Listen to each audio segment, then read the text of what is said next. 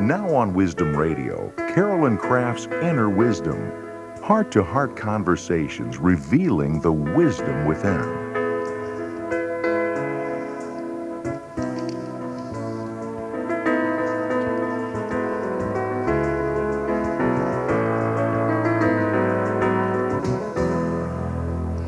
And welcome to this hour. I'm Carolyn Craft, and glad you are with us. The task of our lifetime, is there just one? Not just weathering, but maybe living from that place of gratitude and enthusiasm through each and every minor or major change in your life. That's what we're going to talk about this hour. We're going to look at the task of our lifetime in that we can reinvent ourselves. And with us this hour is Marcia Sinitar. She is an educator and corporate psychologist and author and a whole lot more. Her books, we're not going to give them all to you right now. We'll make sure you have her website. Sometimes Enough is Enough. She also has recently authored Don't Call Me Old, I'm Just Awakening. Thanks, Marcia, for being with us. Oh, Carolyn, it's my pleasure. So nice to be with you. Well, the thing that you're really wanting to address these days, I guess that's in your heart right now, is this idea of self-reinvention, and that you say that is the biggest or the task of our lifetime. Not like one time, I guess. Right, not just one time, and you know this, each of us knows this from our experience. You know, in childhood, you kind of get it together, what kind of a person do I want to be? And so you're actively working on that. I think a whole lot of energy in childhood goes just into that question. Looking around, what your parents are doing, what other kids are doing. And in adolescence, of course, this gets stepped up as your hormones start raging. You know, and then young adulthood, you get in the workplace for the first time, and you're leaving home, and you're kind of divorcing mom and dad. You have to stand on your own 2 feet. Some of us do it sooner, and some of us never do it. We're finding our values. And what I've learned lately is that not only do we do that again in midlife and again in retirement, but when we get into way later life, let's say 90s and more, 80s, 90s and more, one day you look in the mirror and you look, and there's somebody looking back at you, and you have to start all over again. Who am I? Who have I been? So it doesn't really end. I think too, this is sort of a side note to that, but you just triggered this, that and I guess being over 50, I can say this. Yeah. And I didn't think about this in my 20s, but life is so fast. Yeah. But it is so fast. And you're 80 and 90 before you know it.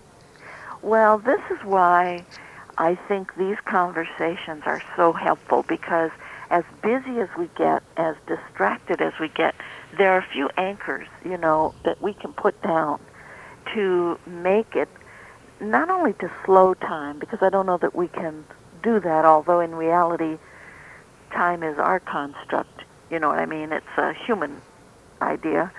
But we can make sure that it doesn't slip away from us through distraction and just mindless living.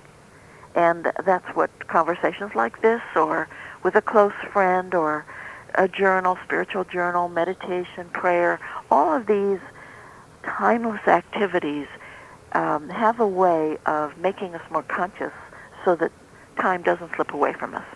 Marcia, when does this self-reinvention become a lifetime task? Is it just, according to the individual, is it only when there seems to be major change, or how do you see that? Well, I see that as a matter of consciousness. In other words, yes, when there's change, let's say we lose a job. The most common events are what we could call high-stress events. We lose a job, we get married. These are both for good and not so good. What we normally call, you know, we put a value judgment to it. We move, there's an illness in the family or a death, a graduation. All of these sort of document our life. And you can look back over your life and you can say, gee, what times in my life have I had a heightened sense of time passing? Even a birthday can do it, or Christmas, or visit with people you haven't seen before. So that's the normal. The more enhanced way, if we're talking about consciousness, is that individuals who have a very rich inner life tend to take stock all the time. You know, there are people who every morning, they wouldn't dare face the day without a quiet time, a prayerful time, a reading of one line of scripture, time with the family, in nature. I know a woman who goes out in her garden every morning. She has a Japanese garden. You know, this is the Pacific Northwest. We don't have snow like they're having on the East Coast today. But she goes out with a cup of tea. She sits there and she just kind of gathers her wits and then goes and meets the day. So that's another way. Is it real critical to be conscious about this to our well-being, that we need to know when these times are, or will they happen to us anyway? Well, I think they happen, as I say, anyway, by the events of our life. And as you know, I've been sort of writing about different aspects of that, like our working life. Something doesn't quite feel comfortable. We begin to get edgy. Maybe we've had a talk with our manager. There's a rumble in the organization that there's going to be some downsizing. We take a look at our resume. You know, these are the normal times of life, as I say. Mm-hmm. But I think that this reinvention is, for want of a better word, rather organic. In other words, just like when you're a child and your imagination naturally goes to the skies, to the universe, to the highest realms. You hear about a space shuttle going up, and you start to wonder, what would it be like to be an astronaut? You know, you start making your plan for life. Well, that same impulse, that growthful impulse, strikes us at any time where we're relaxed enough, where we're not distracted, and we can think clearly about what life means to us. So it's both organic, as I say, it's very natural, and at the same time, events can trigger it also. You're tuned in to Wisdom Radio, and Marcia Sinitar is our guest this hour. As far as self-reinvention, give some specific, say, people examples, either well-known people that we might know and what you've observed, or even somebody that can remain in anonymous. Yeah, well, let's go with an anonymous first of all, because I don't really know people who are in the news that well. But if you take a look at people who, let's say, retire, now that's been a most recent research interest of mine.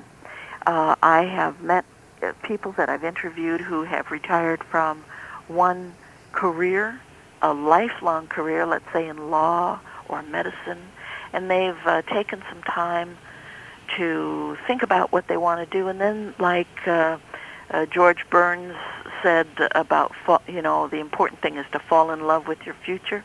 They've decided that retiring is not for them, and they could find more enjoyment by starting another business. And this might be a totally different business. I've met recently a man who worked for a big organization, kind of a bureaucratic organization, and always had an interest in art. And when he retired, he decided that he was going to be a sculptor.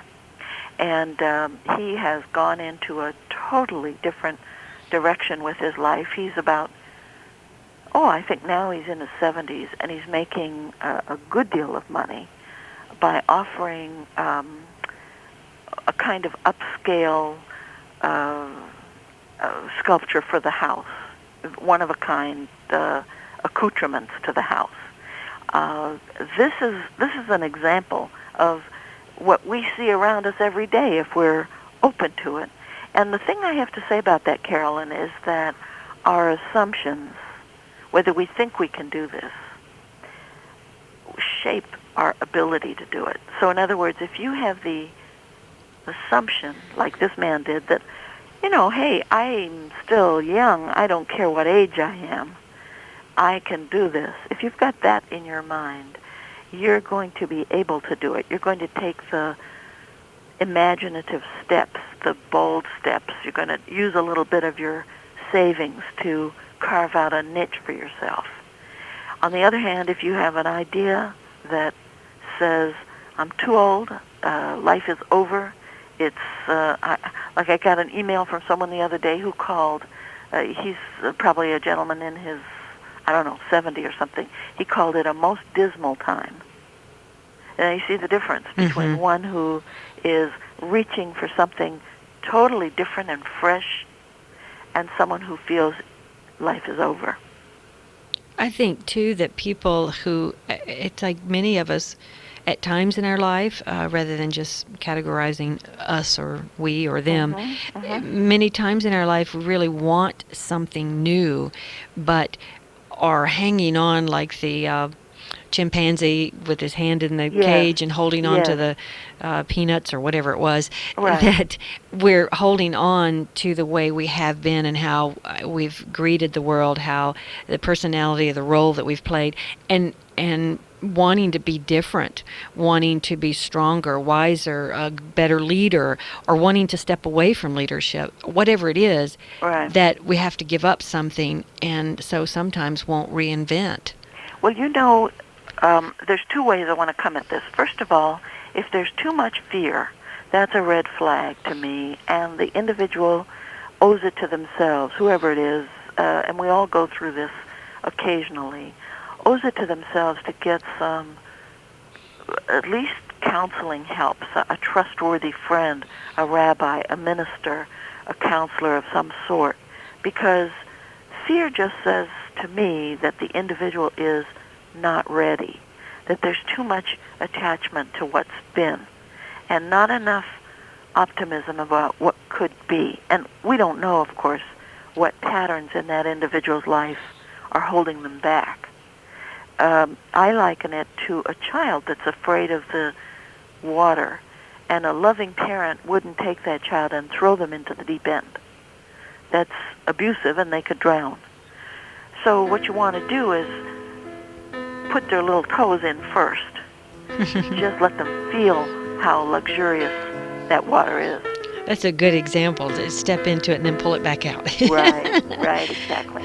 We're talking about self-reinvention, the task of our lifetime, and Marcia Sinitar is our guest. You're listening to Wisdom Radio. I'm Carolyn Craft, and stay with us. We'll be back after this break.